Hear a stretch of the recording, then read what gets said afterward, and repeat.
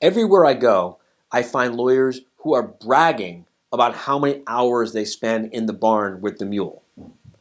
They're literally bragging about how badly they manage their law firm. They're bragging about how poorly they manage their businesses. While RJon was away, Team RJon came to play. Well, the cat's out of the bag now, folks, but we're still here bringing you our favorite and most importantly, actionable insights to RJon's newest book, Profit First for Lawyers. We're going to help you accelerate your law firm's growth so that you can experience more profit in every aspect of your life.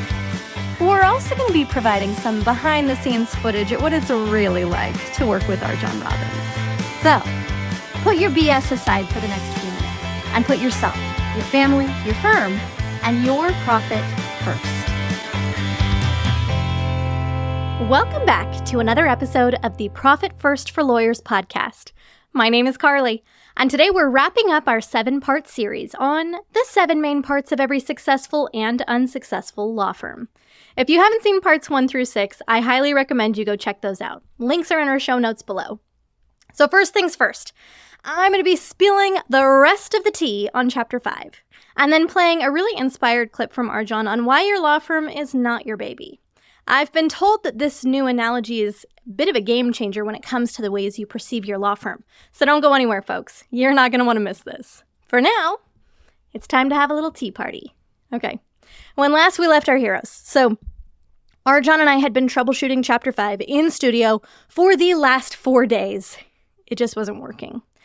And finally, I trudged upstairs to beg the studio owner to please let us book time on the weekend when they were not open, and I pushed back my flight for the next day. So we had the literal smallest window of time available to record Chapter 5. And at this point, things were pretty much do or die, right? So here's what happened. Day 5 in the studio, it's a Saturday. We get everything set up, and RJon looks to me with no small degree of dread, and he asks for the pages. Now look, we'd tried that several times before, if you can remember. So I had told myself the night before that we were going to do things a little bit differently today. I had kind of a bold idea, and I knew that that idea was either going to get me fired or it was going to finally get this thing done. So RJon asks for the new pages, and I tell him I didn't prepare anything. What do you mean you didn't prepare anything? RJon, I didn't prepare any scripts. We're not doing that today. You see, I kind of had a suspicion that somewhere between 2021, when the chapter had originally been written, and 2023, when we were recording in the studio, RJon had undergone an evolution. I mean, honestly, how could he not, right? The man is constantly digging into ways to be better and reach his highest and fullest potential. My suspicion was that the 7 main parts themselves had also undergone kind of a similar evolution in the intervening years. And while Chapter 5, as written, may have shown great insight in 2021, it just didn't meet the mark anymore.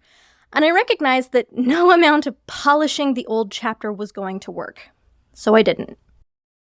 Let's sit down and talk this through, RJon said. So I pulled up some floor, and I looked him in the eyes, and I said, look, this isn't working. You know it's not working.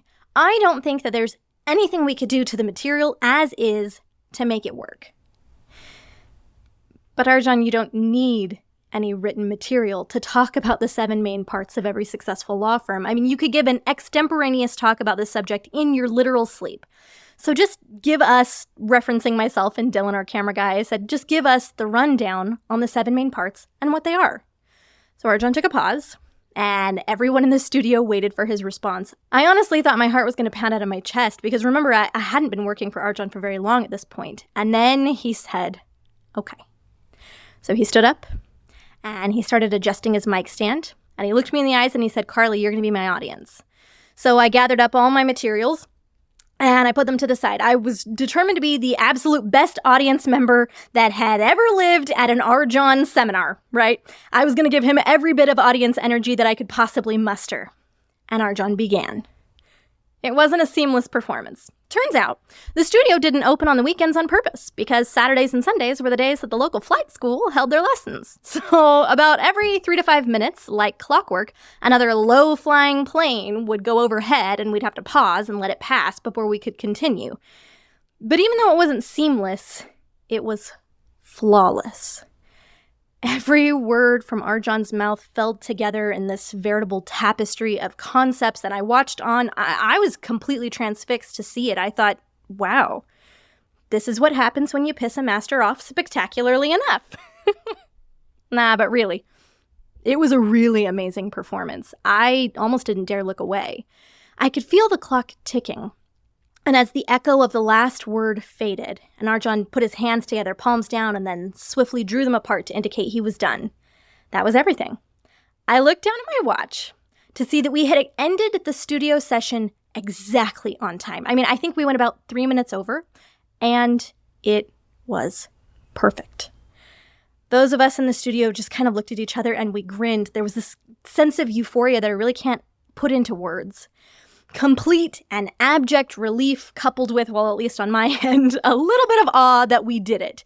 And not only did we do it, but RJon turned something that made us all miserable into something that I was really glowingly proud of. And that's where the story mostly ends. I mentioned several times throughout this series that Chapter 5 was the bane of my existence, and that it is also my absolute favorite chapter today. And I really truly meant every word of that. All right, folks, let's get into our clip for the day. Here is RJon in the studio. We cut out the parts where the planes flew overhead. Wrapping up Chapter 5 with Part 7 of Every Successful Law Firm, You. That's right. You are the seventh main part of every successful law firm, and RJon is going to share why. Let's roll the clip. Which brings us to your goals. The seventh, and I would argue, the most important part of your law firm. Remember, marketing leads to sales, sales leads to production, production requires people, people use things, that's physical plant. If you do it all right, there are financial controls and metrics and key performance indicators that you're going to want to keep track of. If you do this all right, the law firm works in service of your goals. Remember, your law firm isn't your baby. It's not going to love you. It's not going to give you a hug. As parents, we will do anything for our children. We live for our children sometimes. We would die for our children sometimes. We make all kinds of sacrifices for our children because this is a biological imperative of our species. Your law firm isn't your baby. You're not supposed to work for your law firm. Your law firm is a business. Your business is supposed to work for you. Now, I've been having this conversation with thousands and thousands and thousands of lawyers for going on a few decades now. And I have found that there's a much more practical, much more professional, much more ethical, and a much more profitable analogy to use than that of a parent and child when thinking about one's relationship with your law firm and you as the owner of the law firm. The best analogy that I have figured out 20 years ago is the farmer and the mule. Think about why the farmer has a mule. The farmer has a mule so that the mule can pull the farmer's plow.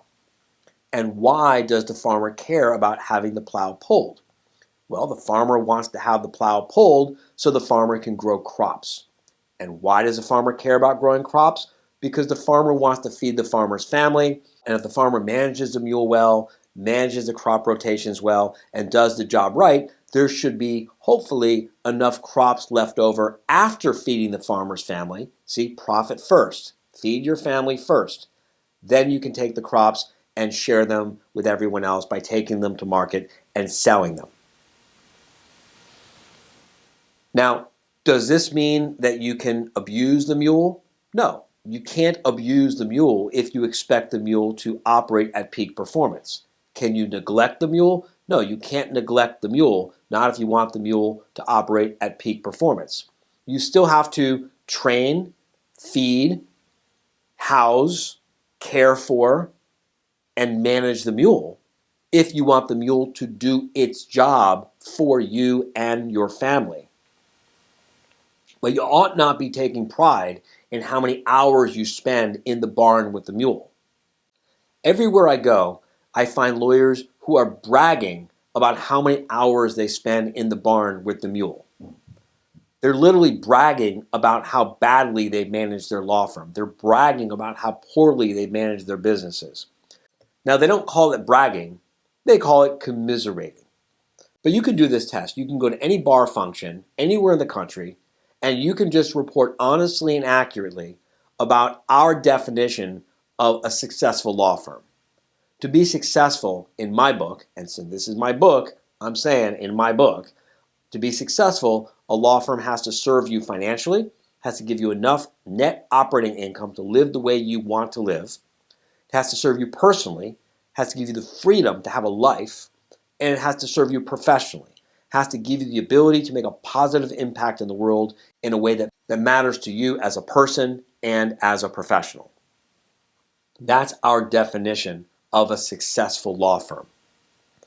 You can go to any bar function, and if you report honestly and accurately about the financial performance of your law firm, the personal performance of your law firm, and the professional performance of your law firm, they're either going to call you a hero or a villain, depending on what the results are. It's so strange. If you go and you say, financially, my law firm gross revenues have doubled and doubled and doubled again. I've eradicated accounts receivables. My law firm profits keep growing and growing and growing. And financially, I'm doing great. Everything's wonderful. They're all going to say you're bragging. If, on the other hand, you go and you say, the economy is no good, the accounts receivables are out of control, the clients won't pay, they're all going to start bragging and competing for who's worse. $20,000 in accounts receivables, that's nothing. I've got $30,000 in accounts receivables. And then someone else is going to say $30,000 in accounts receivables, that's nothing. I've got $40,000. They're bragging about their problems. Now, if you report honestly and accurately about the financial performance of your law firm, why should it be called bragging if the results are desirable, but not bragging if the results are undesirable? Bragging is bragging. Let's say you report honestly and accurately about the personal performance of your law firm, and you say, hey, I've got my processes, my systems, my procedures already thought through, documented, and thought out. I've taken care to hire, train, onboard, and manage my staff professionally. And consequently, I can step away from my firm for a week at a time. I can step away from my firm for 2 weeks at a time. I can step away from my firm for 30 consecutive days with emergency access only, which is the standard that most of the members of How to Manage a Small Law Firm hold as their standard. And while I'm away, the marketing keeps working, the sales keeps working, the people keep producing, the clients keep getting served, the bills keep getting paid, everything in the business keeps working. If you report honestly and accurately on the personal performance of your law firm and it's good, most of the lawyers at that local bar function, if they even believe you, because this is so far out of the realm of their awareness, if they even believe you, they're going to say you're bragging. But those very same lawyers will sit around and compete for who spends more time in the barn with their mule. I spent 50 hours in the office last week. 50 hours? That's nothing. I spent 60 hours. 60 hours? My third ex-wife told me that I spent too many hours when I spent 80 hours in the office. They're bragging about how badly they run their businesses. And then, of course, professionally.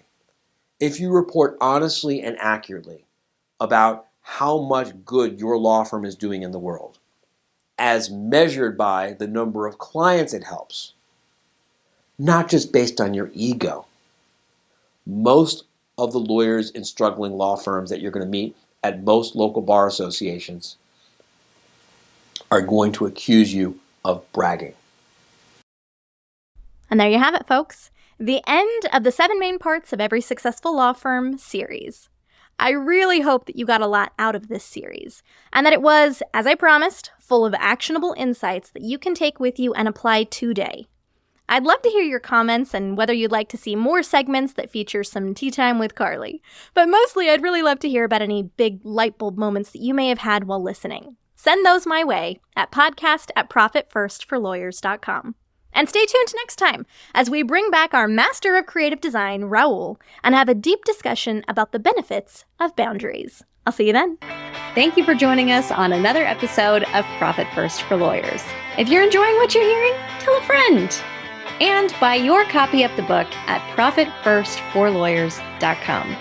Your future self will thank you for it. And we will see you next time.